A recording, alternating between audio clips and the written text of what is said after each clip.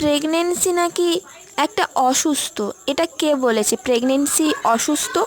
আসলে কি বলতো, এই প্রেগনেন্সি সময়টাকে যারা অসুস্থ মনে করে তাদেরই মনে হয় প্রেগনেন্সি জার্নিটা অসুস্থ, কিন্তু না, আমার কাছে সেটা মনে হয় না। আমার কাছে খুবই স্পেশাল এবং খুবই মানে কি বলা যায়, আনন্দের একটা মুহূর্ত। তবে কি বলতো, শরীরে তো একটু হলেও কষ্ট হয়, সে কষ্টগুলো কি আর কাউকে বলে ভাগ করা যায়? কিন্তু যারা বলে, যাদের ফ্যামিলি ভালো হয়, যাদের জীবনসঙ্গী ভালো হয়, তারা শেয়ার করে, তারা অনেকটাই হয়তো অনেক কিছুই মানে সুবিধা পায়। কিন্তু আমাদের মতন যারা ফ্যামিলি হয়তো ভালো কিন্তু জীবনসঙ্গী যদি ভালো থাকে, তবেই তো মানে প্রেগনেন্সি জার্নিটা আনন্দের হয়, তাই না? তবুও আমি দেখো আনন্দের মধ্যে কিভাবে কাজকর্ম করি।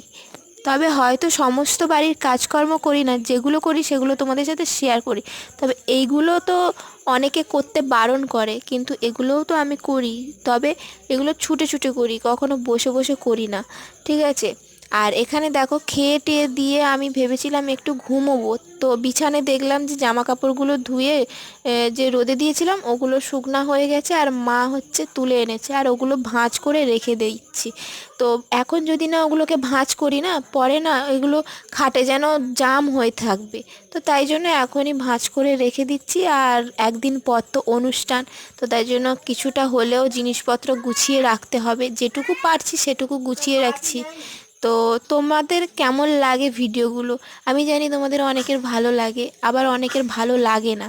যাদের ভালো লাগে না তাদের আমার ভিডিও দেখার কোনো দরকারই নেই।